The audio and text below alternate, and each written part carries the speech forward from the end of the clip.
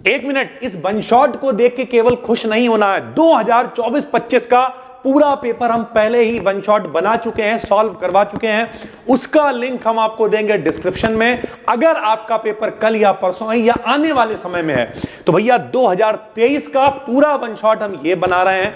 Zoology botany मेरा subject नहीं है, लेकिन हमने आपके लिए बहुत मेहनत करी है। 2023 का पूरा वन शॉट आपको ये दे रहे हैं। 24 वाले का लिंक डिस्क्रिप्शन में है, और जब आप 25 वाला पेपर दोगे ना तो इस 23-24 अगर दोनों वन शॉट को देख के डालते हो तो इसके बाहर पेपर नहीं आएगा, इस बात की मेरी गारंटी है। तो चलो शुरू करते हैं। 2023 वाला वन शॉट देख डालो और 24 वाले का लिंक डिस्क्रिप्शन में, इसके बाद देख लेना। पीडीएफ आपको देंगे टेलीग्राम पर, फ्री में चैनल है बी डेकेड इन बीएससी, उसका लिंक भी डिस्क्रिप्शन में डाल देंगे। जैसे ही वीडियो पब्लिक होगी ये पीडीएफ आपको मिल जाएगी। चलिए शुरू करते हैं भाई। सबसे पहले ये पेपर है 2023 एमजेपीआरयू यूनिवर्सिटी का। कौन कौन से क्वेश्चंस आए हुए हैं देखिए। टेक्सोनॉमी आया, उस वन शॉट को अगर आपने देखा है तो हमने आपको बताया था कि टेक्सोनॉमी पेपर में जरूर आता है, इससे रिलेटेड क्वेश्चन आएंगे। आर्टिफिशियल क्लासिफिकेशन, बोनसाई प्लांट्स क्या होते हैं उसमें भी था, इसमें भी है, ठीक है। बनाना, एप्पल, ग्वाबा, इन सब के नाम पूछे हुए हैं। ई फ्लोरा क्या होता है, बॉटेनिकल नोमेनक्लेचर इसमें पूछा हुआ है। आर्टिफिशियल सिस्टम क्या होता है क्लासिफिकेशन का, इस तरीके की चीजें आपसे पूछी हुई हैं भाई, ठीक है। बॉटेनिकल गार्डन उसमें भी आया था, बॉटेनिकल गार्डन इसमें भी आया हुआ है लॉन्ग में भाई, ये देखिए। तो इस तरीके का ये पोएसी उसमें भी फैमिली आई थी, इसमें भी आई। ये पूरा एक लॉन्ग क्वेश्चन उसमें भी था, इसमें भी था। यानी ओवरऑल अगर हम लोग बात करें तो इस पूरे पेपर में और उस पूरे पेपर में बहुत सारे क्वेश्चन ऐसे हैं जो मैच हो रहे हैं। और अगर आप ये दोनों वन शॉट देख लोगे ना तो इस बात की गारंटी है आप पूरा 2025 का पेपर करके आओगे भाई। चलिए शुरू करते हैं। पहला क्वेश्चन है टेक्सोनॉमी के कंपोनेंट्स कौन कौन से हैं। ये 2 नंबर शॉर्ट में आया है, तो 2 नंबर वाला क्वेश्चन 2 लाइनों में लिखना होता है। कौन कौन से कंपोनेंट्स होते हैं, तो टेक्सोनॉमी के टोटल 3 कंपोनेंट्स होते हैं। आइडेंटिफिकेशन होता है, नोमेनक्लेचर होता है, क्लासिफिकेशन होता है। सबसे पहले पहचानना है, उसके बाद उसे नाम रखना है उसका, और फाइनली उसे क्लासिफाई कर देना है। तुम इसमें रहोगे, तुम इसमें रहोगे, तुम इसमें रहोगे। ये टेक्सोनॉमी के 3 कंपोनेंट्स हैं। दूसरा क्वेश्चन आया हुआ है आर्टिफिशियल क्लासिफिकेशन क्या होता है। तो 2 नंबर के हिसाब से इतना ही आपको लिखना होगा। क्या लिखा हमने, आर्टिफिशियल क्लासिफिकेशन एक मेथड होता है जिसमें प्लांट्स को सिर्फ 1 या 2 सिंपल कैरेक्टर्स, जैसे हमने पौधों का कलर देख लिया, साइज देख लिया, उनका आकार शेप देख लिया, इसके आधार पर ग्रुप किया जाता है।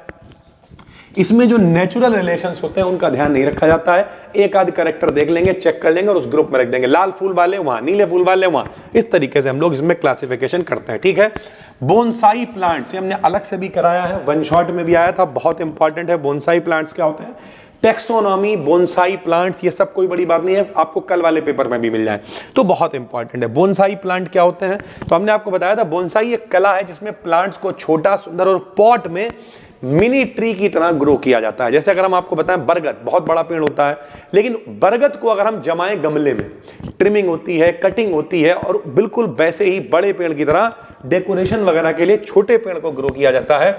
इसमें प्लांट को ट्रिम किया जाता है, कंट्रोल किया जाता है और छोटा रखा जाता है। ये बोनसाई जैपनीज कला है, जैपनीज आर्ट है। उस वाले हमने वन शॉट में बहुत डिटेल में बताया हुआ है क्योंकि वहां थोड़े ज्यादा नंबर में आया था, ठीक है। फिलहाल बहुत इंपॉर्टेंट है पेपर के लिए, आप देख लेना, ठीक। फिर बनाना है, एप्पल है, ग्वाबा है, इनके बॉटेनिकल नेम यानी वानस्पतिक नाम पूछे हुए हैं, इनकी फैमिली पूछी हुई है, तो आप बता पाओगे। जैसे इसकी रोसेसी फैमिली होती है, ठीक है, नाम इसका मैलस डोमेस्टिका होता है। ऐसे ही अमरूद है, ठीक है, ऐसे ही बनाना है, तो ये इनके नाम आप आराम से याद कर लोगे। उसके बाद ई फ्लोरा क्या होता है, ये आपने ई रिक्शा सुन रखा है, ई वेबसाइट सुन रखी है, तो जो भी हम लोग ऑनलाइन देख रहे हैं भाई, ठीक है। तो ई फ्लोरा क्या है, एक ऑनलाइन डेटाबेस है जिसमें किसी रीजन के प्लांट्स को इंफॉर्मेशन, प्लांट्स की इंफॉर्मेशन है, फोटोज है, साइंटिफिक नेम है, डिजिटली अवेलेबल होते हैं। जैसे पुराने जमाने में हार्वेरियम फाइल बनती थी, लोग पत्तियां चिपकाते थे, अब उसी को उठा के सब कुछ डेटाबेस जितना भी है ऑनलाइन डाल दिया, ई डेटाबेस हो जाएगा। यानी ओवरऑल बात करें तो ई फ्लोरा क्या है, ये एक ऑनलाइन डेटा है जिसमें कोई भी पेड़ है उसका फोटो आप डालिए, उसकी इंफॉर्मेशन मिल जाएगी, उसके साइंटिफिक नेम क्या है, ये सब डिजिटली अवेलेबल हो जाएगा, ठीक है। ये एक डिजिटल फ्लोरा बुक जैसा होता है भाई, ठीक है। अगली बात करें तो principle of botanical nomenclature according to ICN, ये लॉन्ग में भी आया हुआ है, अभी नीचे आपको दिखाएंगे। और शॉर्ट में क्या है, तो नेमिंग यूनिवर्सल होना चाहिए। किसी भी पौधे का जब नाम रखेंगे तो भैया पूरा विश्व उसे मानेगा, यूनिवर्सल नेम होना चाहिए। लैटिन लैंग्वेज में इस्तेमाल करेंगे, क्योंकि लैटिन लैंग्वेज जो है बहुत पुरानी है, चेंज नहीं होती है। साइंटिफिक नेमिंग के लिए लैटिन भाषा का इस्तेमाल करते हैं। एक पौधे का एक ही साइंटिफिक नेम हो सकता है, जो नाम पहले दे दिया जाएगा वही वैलिड रहेगा, कोई बाद में नाम दिया भी जाएगा तो उसे रिजेक्ट कर दिया जाएगा। प्लांट का एक सैंपल हमेशा रखा जाएगा, ताकि जो है जैसे कह सकते हैं अगर ऑनलाइन डेटाबेस भी है तो ऑनलाइन भी रखा जाएगा, प्लस ऑफलाइन भी चिपका कर बहुत सारी हर्बेरियम वगैरह फाइल वगैरह में हमेशा एक स्पेसिमेन जो टाइप बोल सकते हैं वो हमेशा रखा रहेगा भाई, ठीक है। आर्टिफिशियल सिस्टम ऑफ क्लासिफिकेशन देखिए दोबारा से पूछा है। तो आर्टिफिशियल सिस्टम एक ऐसा क्लासिफिकेशन मेथड है जिसमें प्लांट्स को सिर्फ कुछ सिंपल कैरेक्टर्स, अभी ऊपर भी आया है तो 2 बार पूछा है, साइज है, कलर है, हैबिट है, नंबर ऑफ स्टेम्स है, के बेसिस पर इन्हें ग्रुप किया जाता है।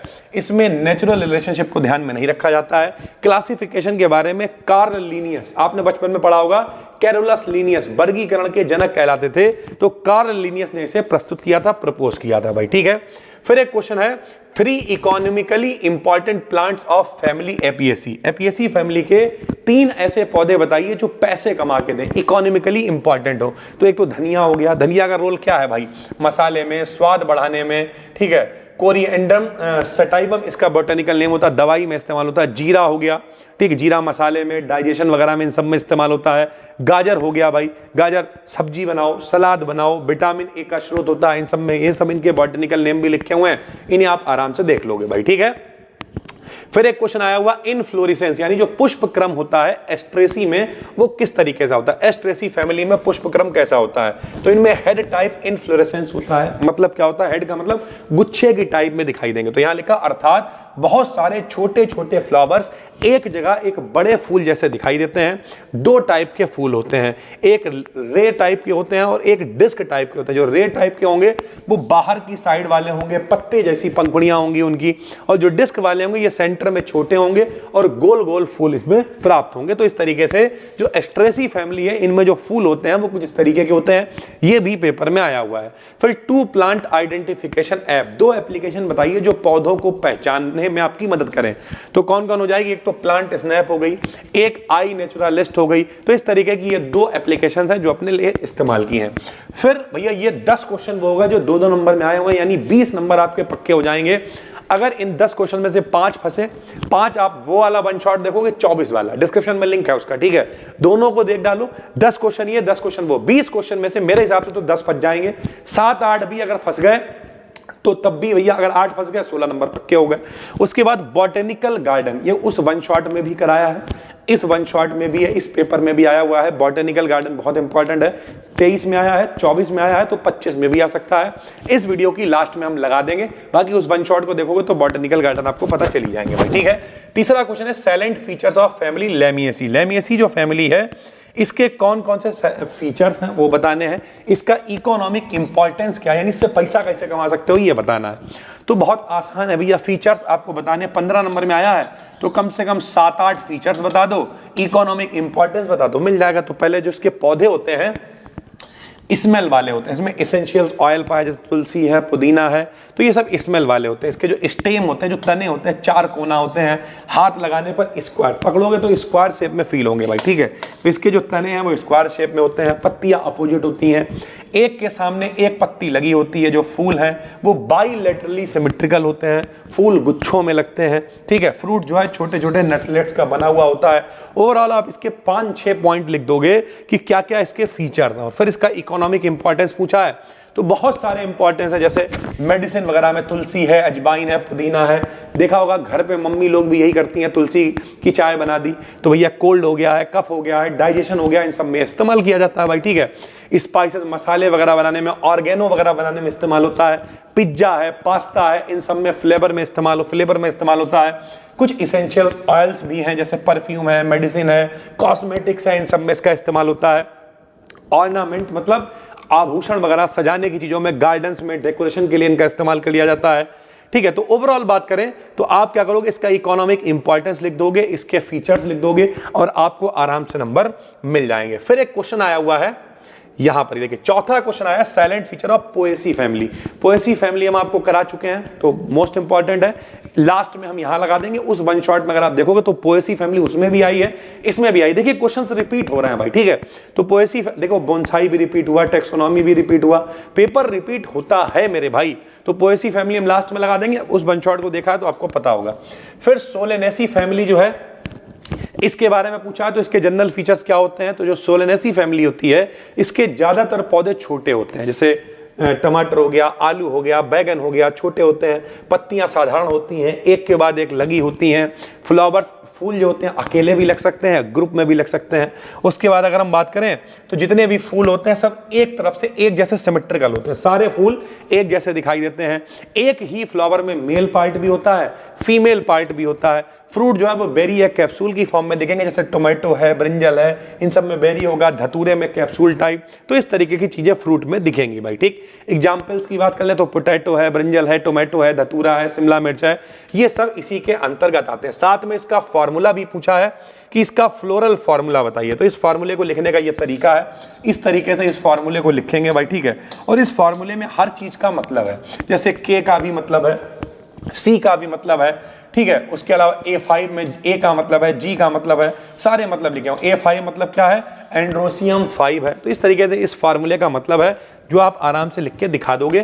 पीडीएफ हम आपको दे देंगे टेलीग्राम पे। ये सिंबल वाइज यूज करते हैं, इस तरीके से इस फार्मूले को लिखा जाता है। इसका फ्लोरल डायग्राम इस तरीके से बनाते हैं, सबसे पहले ऊपर 5 दिखाएंगे, फिर ये 5 दिखाएंगे, फिर एक इंगे उंगे टेढ़ा करके दिखाएंगे मेरे भाई, जो स्टेम्स होंगे, और आखिरी में 2 जो फ्यूज कार्पेल्स होंगे उन्हें इस तरीके से दिखाया जाएगा भाई, ठीक। ये इसका फ्लोरल डायग्राम बन जाएगा।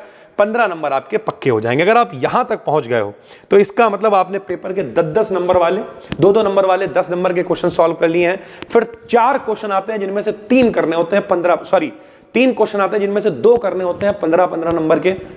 तो 2 अगर आप करोगे तो 30 नंबर आपके वहां पक्के हो गए, 40 नंबर का पेपर सॉल्व हो गया। 25 नंबर का लॉन्ग आता है, 3 लॉन्ग आते हैं, सिर्फ एक करना होता है। तो इनमें से अगर आप कोई भी लॉन्ग करोगे, जो कि फंसेगा, तो कोई भी लॉन्ग अगर आप करोगे, क्योंकि 3 लॉन्ग आप इस वन शॉट में देख रहे हो, 3 लॉन्ग आप जो डिस्क्रिप्शन में लिंक है 24 वाले में देखोगे, 6 में से क्या एक लॉन्ग नहीं फंसेगा?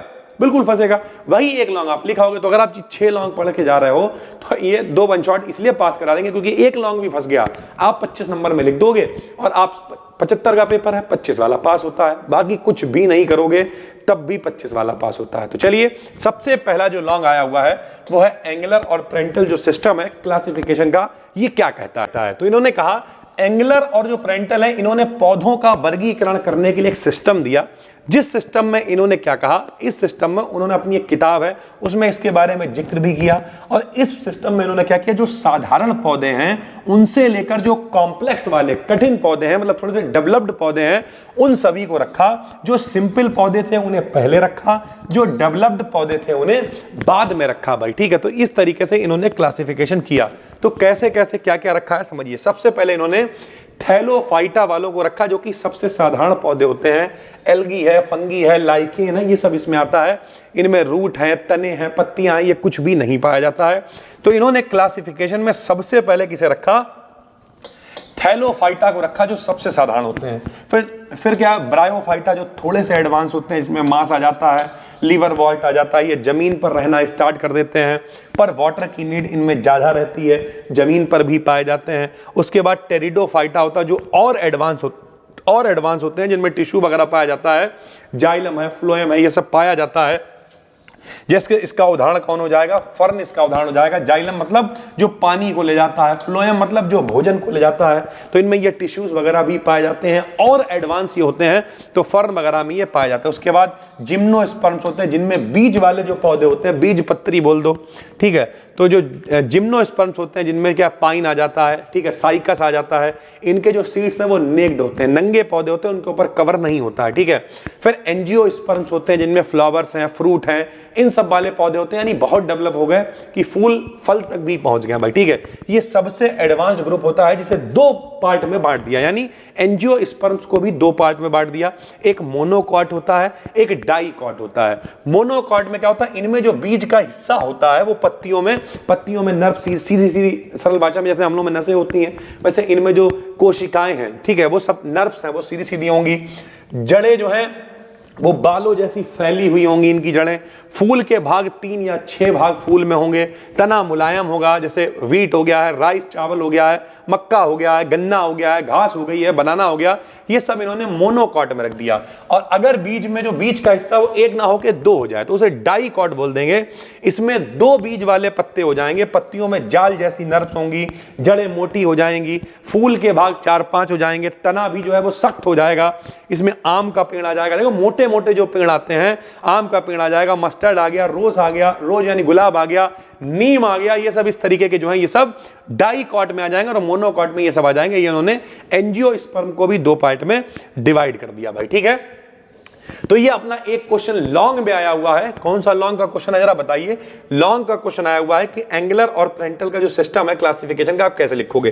तो अगर आप पूरा लिख दोगे बहुत आराम से आपको नंबर मिल जाएंगे। फिर क्वेश्चन है बॉटेनिकल नॉमेनक्लेचर, यानी वानस्पतिक पौधों का नाम कैसे रखा जाएगा।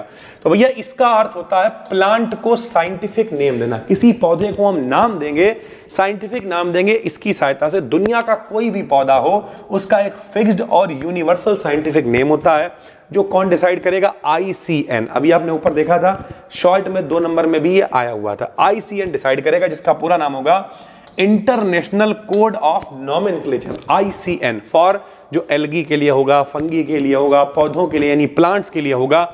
ये एक इंटरनेशनल रूल बुक है जिसमें बताया गया है कि प्लांट्स के नाम कैसे लिखे जाएंगे, कौन सा नाम ठीक होगा, कौन सा नाम गलत होगा, ये सब डिसाइड करेगा ICN और नाम लिखे जाएंगे। कैसे नाम लिखोगे, तो कुछ प्रिंसिपल्स हैं। जैसे पहला पार्ट यह है कि भैया पहला पॉइंट यह कि पूरे वर्ल्ड में प्लांट का साइंटिफिक नेम सेम होगा, पूरे विश्व में यूनिवर्सल नेम होगा, एक ही नाम रखा जाएगा। जैसे मैंगीफेरा इंडिका आम का नाम है भाई, ठीक है। तो चाहे इंडिया हो या अमेरिका हो, नाम हमेशा सेम ही रहेगा। लैटिन लैंग्वेज में लिखा जाएगा क्योंकि एक पुरानी लैंग्वेज है जो चेंज नहीं होती है, इसलिए साइंटिफिक नेम हमेशा लैटिन भाषा में लिखे जाएंगे। जो नाम पहले से वैलिडली पब्लिक हो गए, ये नहीं कि एक नाम लिख दिया बदल दिया। मेरा नाम अगर सत्यम वाजपेयी है तो भैया सत्यम वाजपेयी है, थोड़ी कल को बदल लेंगे। तो जो नाम एक बार रख दिया वही नाम रखा जाएगा, वही करेक्ट माना जाएगा। नेम सिर्फ ICN के रूल्स को ही फॉलो करेगा, उसके अलावा कोई इमोशंस की भावनाएं कि हमारा लड़का काला है तो कल्लू नाम रख दिया, पीला है तो पिल्लू नाम रख दिया, नहीं चलेगा। छोटा है तो छोटू रख दिया, ऐसे नाम नहीं चलेंगे। इमोशंस नहीं चलेगा, चॉइस नहीं चलेगी, कंट्री का नाम नहीं, कंट्री के हिसाब से नहीं चलेगा। आपको ICN के रूल के हिसाब से नाम रखना पड़ेगा। हर प्लांट का एक स्पेसिमेन टाइप होगा। हमने आपको बताया कि जो जिसके ऊपर सरल भाषा में जिसे देख के सारी चीजें रिसर्च हुई है, तो एक बेसिक स्पेसिमेन को रखा जाएगा जो हर्बेरियम में सेव करके रखा जाएगा। वो हर्बेरियम फाइल हो सकती है या फिर ऑनलाइन डेटाबेस में भी फोटो वगैरह हम लोग रख सकते हैं, ठीक है। साइंटिफिक नेम 2 पार्ट में होगा, बाइनोमियल द्विनाम पद्धति से बोलते हैं, 2 पार्ट में रखा जाएगा। जिसे कैरोलस लिनियस या कार्ल लिनियस ने बताया था, एक उसके जिनस का नाम बताएगा और एक उसके स्पेसीज का नाम बताएगा, एक वंश को बताएगा, एक जाति को बताएगा।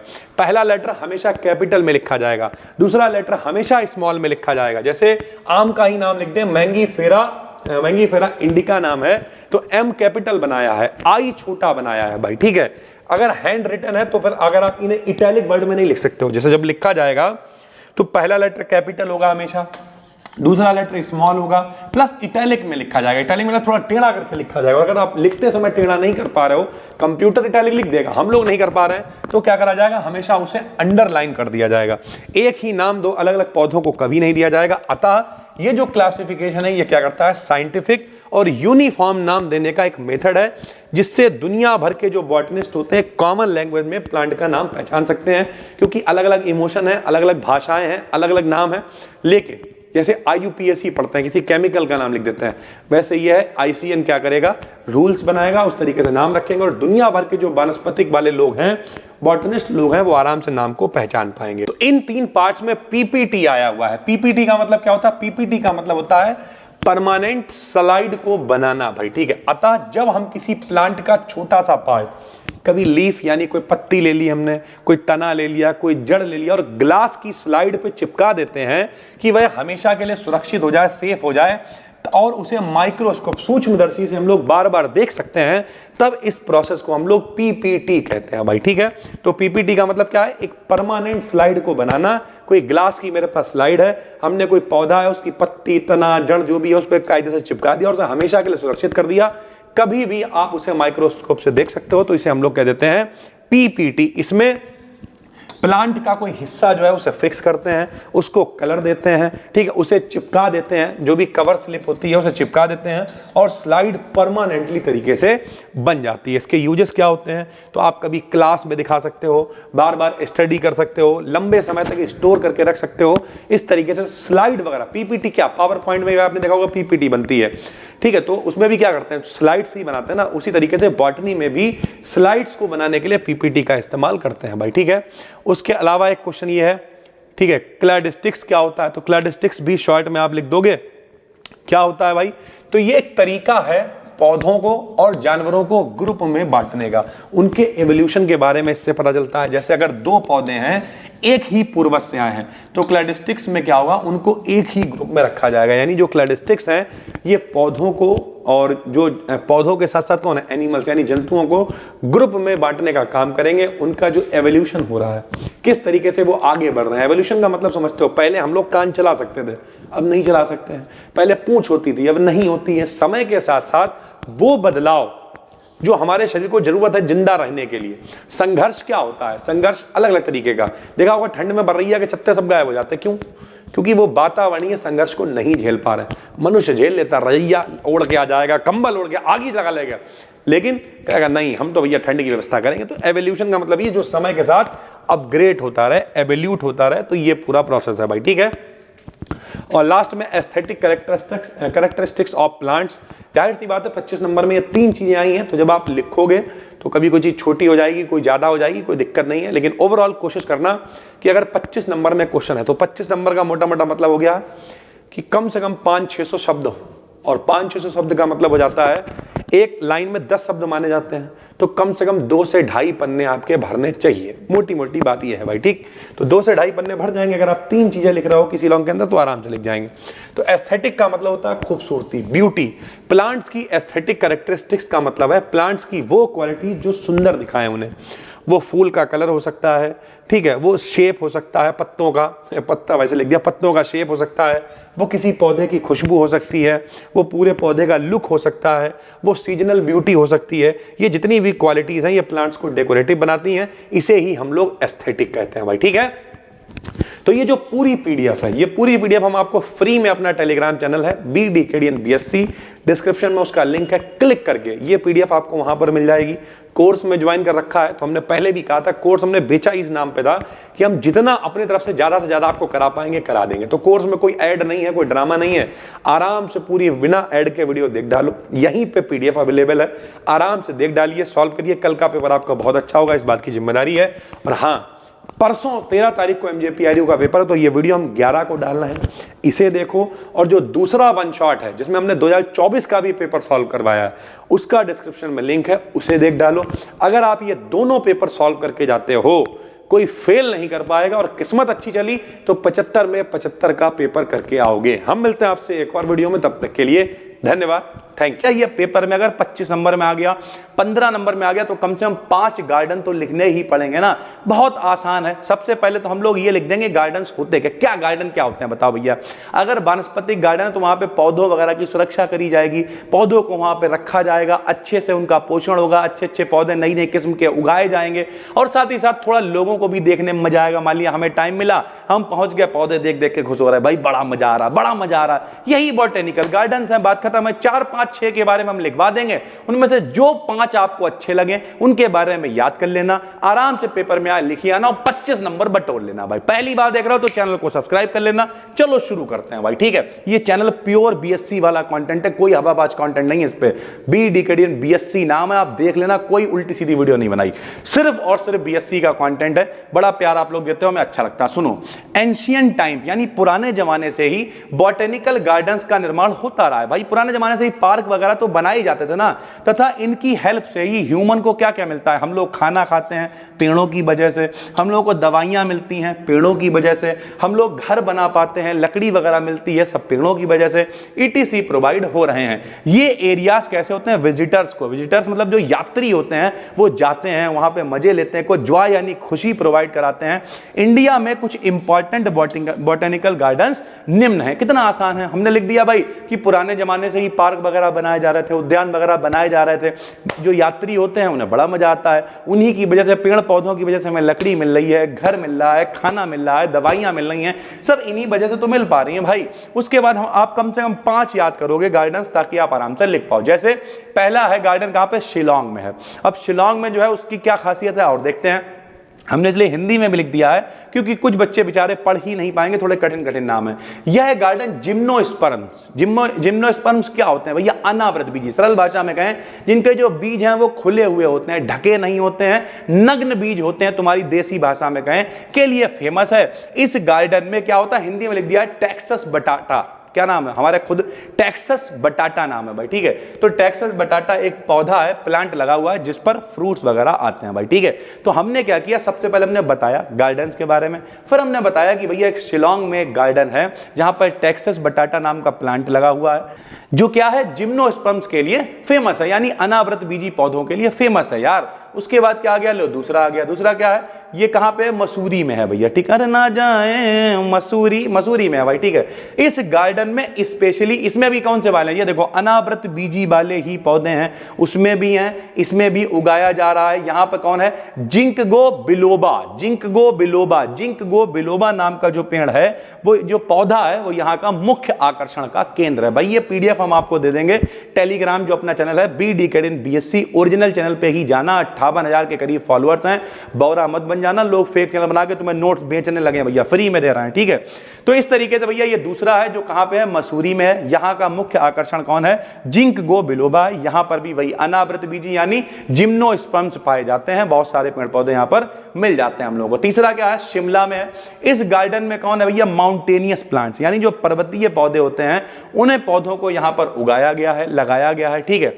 और ये कौन सा हो गया? टेरिडोफाइटा हो गया और जिम्नोस्पर्म्स, ये वही आ गए मेरे भाई, ठीक है। टेरिडोफाइटा ग्रुप वाले पौधे और जिम्नोस्पर्म्स वाले पौधे यहां पर पाए जाते हैं भाई। अच्छा, पी यहां पे साइलेंट है, इसे टेरिडोफाइटा ग्रुप कहते हैं भैया, ठीक है। उसके बाद अगला कहां पे आ गया? ये देखो भाई, अगला आ गया शालीमार एंड निशात गार्डन। यहां हमारे यहां भी पीछे एक शालीमार है, ये सब कॉपी नेम है, कहीं से सर्च किया, देख लिया।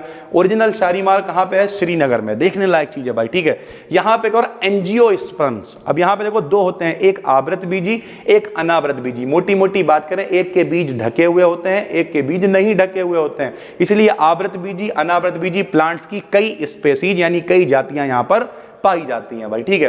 पंजाब यूनिवर्सिटी की बात कर लो, चंडीगढ़ में है ये भाई। यहां पर क्या है? कैक्टस, जितने भी प्लांट्स हैं, कैक्टाई वगैरह के प्लांट्स हैं, ये सब यहां पर पाए जाते हैं। यहाँ का काफी फेमस है। यहां पर ये देखो कैक्टस के जो प्लांट्स हैं सुंदर तरीके से उगाए जाते हैं। उसके बाद फॉरेस्ट रिसर्च बॉटनिकल गार्डन है, जो कहां पर है? देहरादून में है। नाम से ही पता चल रहा है यहाँ पर रिसर्च वगैरह होती होगी। यह इंडिया का मेन एवं लार्ज बॉटनिकल गार्डन है, यानी सबसे बड़ा है। इसमें जिम्नोस्पर्म्स जितने भी मेरे भाई हैं, उन सब जैसे पाइनस हो गया है, ठीक है, पोडोकार्पस हो गया है, इन सबको उगाया जाता है। यहां पे लगातार रिसर्च होती रहती है। उसके बाद सहारनपुर में मेरे भाई एक गार्डन है, जिसपे क्या होता है? 40 एकड़ में लगभग फैला हुआ है। एग्रीकल्चर डिपार्टमेंट की जितनी भी रिसर्च होती है का फेमस एक रिसर्च सेंटर है ये। हमने यहाँ पे आपको कितने लिखवा दिए? 7 लिखवा दिए। देखो एक ये वाला जरूर याद कर लेना, सहारनपुर वाला 40 एकड़ में फैला हुआ है। जो भी कृषि विभाग है, एग्रीकल्चर डिपार्टमेंट है, उसकी रिसर्च यहाँ होती है। आसानी से याद हो जाएगा, कोई उल्टे सीधे पौधे का नाम यहाँ पे नहीं आया भाई, ठीक है। उसके बाद आप एक ये याद कर सकते हो, इंडिया का मेन है, बड़ा है, लार्ज है। जिम्नोस्पर्म्स वगैरह जो प्लांट्स हैं, पाइनस वगैरह एक याद कर लेना, ये लिख सकते हो सर जी, ठीक है। उसके बाद अगर आ जाए पंजाब यूनिवर्सिटी में कैक्टस वगैरह के, ये आप याद कर सकते हो, आराम से याद हो जाएगा। शालीमार में भी भाई ये एंजियोस्पर्म्स और जिम्नोस्पर्म्स दोनों ही लगभग पाए जाते हैं, तो ये भी आराम से याद कर लोगे, एक बार पढ़ लोगे याद हो जाएगा भाई, ठीक है। यहाँ पर जो शिमला वाला, शिमला का नाम ही आपने सुनते ही पर्वत याद आ जाता होगा, तो यहाँ पर जो पर्वतीय पौधे हैं वो हो गया। उसके अलावा टेरिडोफाइटा है, जिम्नोस्पर्म्स है, ये पौधे उगाए जाते हैं। मसूरी में भी बात कर लें तो जिंकगो बिलोबा है, एक बार याद कर लोगे, 2-3 बार पढ़ोगे याद हो जाएगा। जिंकगो बिलोबा, पड़ोसी से लड़ाई हो गई, हड़का दिया उसे, तुम्हारी जिंकगो का बिलोबा, इस तरीके से भाई, ठीक है। बॉटनिकल गार्डन शिलांग में जो है याद कर लिया, टेक्सास बटाटा, तुम्हारी टेक्सास का बटाटा। वो कह रहे क्या बक रहा हो? बोले भाई ये बॉटनी है, तुम्हारी समझ में नहीं आएगी, कुछ कुछ होता है, तुम नहीं समझोगी अंजलि मेरे भाई, ठीक है। तो इस तरीके से आराम से आप याद कर सकते हो। Salient features of Poaceae family. Poaceae family में क्या पढ़ोगे हम लोग, तो ये वर्ल्ड की सबसे महत्वपूर्ण ग्रास फैमिली है, यानी ग्रास मतलब घास वगैरह के बारे में ये फैमिली बहुत इंपॉर्टेंट है। इसमें शुगर केन यानी गन्ना आ जाएगा, बांस वगैरह आ जाएंगे, ये सब इसी पोएसी फैमिली के अंतर्गत आते हैं। ठीक है, इनके साइलेंट फीचर्स की बात करें यानी कौन कौन से मुख्य लक्षण होते हैं, तो नंबर 1 इनका जो हैबिट है, आकार है, नेचर है, वो कैसा होगा, तो ये मोस्टली हर्ष मतलब छोटे छोटे पौधे होते हैं, कुछ झाड़ियां भी होती हैं, बड़े बड़े भी होते हैं, और टॉल बम्बूज यानी लंबे लंबे बांस भी इसी में आते हैं। इनके जो स्टेम होते हैं यूजुअली हॉलो होते हैं या फिर ज्वाइंट मतलब कनेक्टेड होते हैं। आपने बांस भी देखा होगा, अंदर से खाली भी होता है, कनेक्टेड होता है, जगह जगह पे गांठ होती है। आपने गन्ना देखा होगा, वो भी कनेक्टेड होता है। तो इस तरीके से इनकी हैबिट यानी आकार यानी प्रकृति होती है। इनकी रूट्स यानी जड़ों की बात करें तो फाइबरस जड़ें होती हैं, सभी रूट समान रूप से फैली हुई होती हैं भाई। ठीक है, इनकी पत्तियों की बात करें तो पत्तियां सिंपल होती हैं, अल्टरनेट होती हैं, लीनियर होने सीधी होती हैं, लंबी होती हैं। ठीक है, पतली लंबी पट्टी की तरह इनकी पत्तियां पाई जाती हैं। फूलों की बात करें, छोटे छोटे फूल आते हैं, बाइसेक्सुअल होते हैं या फिर यूनिसेक्सुअल होते हैं। ठीक, द्विलिंगी या फिर एक लिंगी ये होते हैं। फलों और सीड की बात करें तो फ्रूट कैसे होते हैं भाई, कैरियोप्सिस फ्रूट इनमें होते हैं। कैरियोप्सिस क्या होता है तो हमने यहां पे लिख दिया है, फ्रूट और सीड एक साथ चिपके होते हैं, यानी जो फल हैं और बीज हैं वो एक साथ में चिपके हुए होते हैं। ये देखो एंडोस्पर्म रिच टाइप के सीड इनमें पाए जाते हैं। तो इनके जो फूल हैं और वो सीड हैं, जो फल हैं यानी फ्रूट मतलब जो फल हैं और जो सीड है वो एक साथ में चिपके होते हैं। तो इस तरीके से एंडोस्पर्म रिच होते हैं और कैरियोप्सिस टाइप के फ्रूट इनमें पाए जाते हैं। ठीक है, इनके इकोनॉमिक इंपॉर्टेंस की हम लोग बात करें तो भैया फूड कैसा, तो इनसे क्या क्या बनेगा, व्हीट हो गया, ठीक है, चावल हो गया, मक्का हो गया, आटा वाटा सब इससे बनाने के काम में आता है। इंडस्ट्रियल में शुगर केन से चीनी बनती है। ठीक है, एथेनॉल मतलब चीनी से ही शराब बनती है। बांस से क्या होता है, पेपर बनता है, फर्नीचर बनता है, कंस्ट्रक्शन में इस्तेमाल में आता है। अदर की बात करें तो मैट बनाने में, रस्सियां बनाने में, बायोफ्यूल वगैरह बनाने में इनका इस्तेमाल किया जाता है।